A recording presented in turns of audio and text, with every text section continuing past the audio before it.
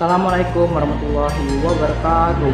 Perkenalkan, nama saya Muhammad Ananda Mulia Nugraha dari kelas 12 IPS 2. Kali ini saya akan mempresentasikan hasil dari tugas penilaian akhir semester untuk mata pelajaran sejarah peminatan tentang politik apartheid.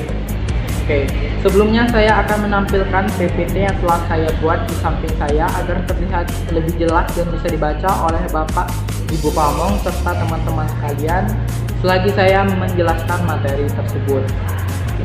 Baiklah, presentasi akan segera saya mulai.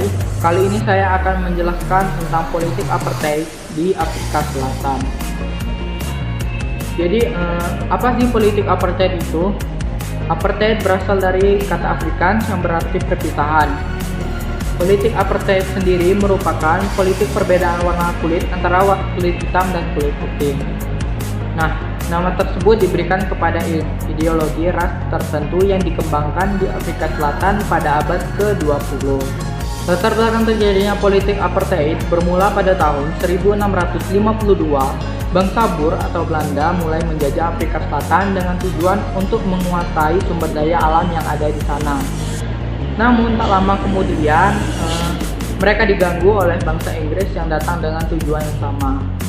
Akhirnya terjadilah peperangan antara Inggris dan Belanda yang dinamakan dengan Perang Boer yang terjadi pada tahun 1899 sampai 1902, dan peperangan ini dimenangkan oleh Inggris. Lalu Inggris pun mendirikan kerajaan Dominion atau negara khusus dengan ketatanegaraan Inggris, yaitu Union of South Africa. Lalu suku asli yang mendiami Afrika Selatan, yakni suku Bantu, mendapatkan perlakuan yang kurang mengenakan dari Inggris. Lalu Perdana Menteri Daniel Francois Malan, rasialisme terhadap orang berkulit hitam dilegalkan. Nah, pelegalan itulah yang dinamakan dengan politik apartheid. Kenapa politik apartheid dilegalkan? Alasan pemberlakuan politik ini disebabkan karena Inggris merasa orang kulit putih itu bangsa superior atau bisa dibilang kastanya lebih tinggi daripada bangsa kulit hitam. Oke, untuk perjalanan politik apartheid dimulai pada tahun 1952, di mana mereka memberikan bentuk perlawanan dengan membentuk organisasi modern yang dinamakan dengan African National Congress atau biasa disingkat dengan ANC. ANC merupakan partai politik yang dibentuk untuk mengalahkan dominasi kulit putih. ANC tersendiri dipimpin oleh Nelson Mandela.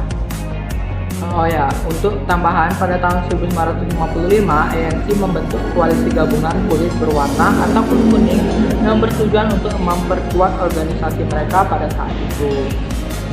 Selanjutnya, pada tahun 1970, dunia internasional berhasil menekan pemerintahan baru di bawah pimpinan Perdana Menteri Peter Willem Botha, yang pada akhirnya melakukan beberapa reformasi dalam politik dan undang-undang.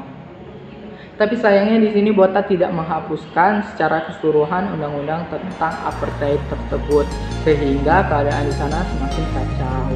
Nah, hal tersebut pun diwariskan ke presiden selanjutnya, yaitu Ferdinand Willem de Klerk yang terpilih pada tahun 1989.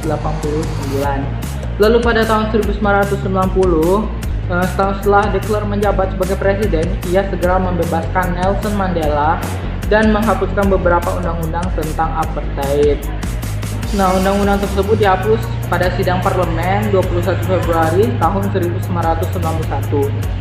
Undang-undang yang dihapus oleh de Klerk antara lain adalah Land Act, yaitu undang-undang yang melarang orang kulit hitam memiliki tanah di luar wilayah tempat tinggal yang ditentukan. Lalu ada Group Areas Act, yaitu undang-undang yang mengatur pemisahan tempat tinggal orang-orang kulit hitam dan kulit putih. Lalu yang terakhir ada Population Registration Act, yaitu undang-undang yang mewajibkan semua orang kulit hitam untuk mendaftarkan diri menurut kelompok dan sukunya masing-masing.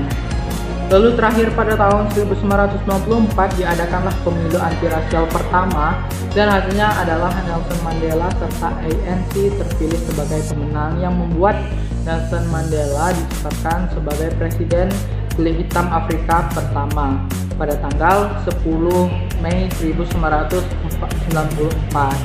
begitu. Oh, oke, baiklah, sekian presentasi dari saya. Mohon maaf jika ada salah kata dalam pengucapan dan sebagainya. Terima kasih atas waktunya dan wassalamualaikum warahmatullahi wabarakatuh.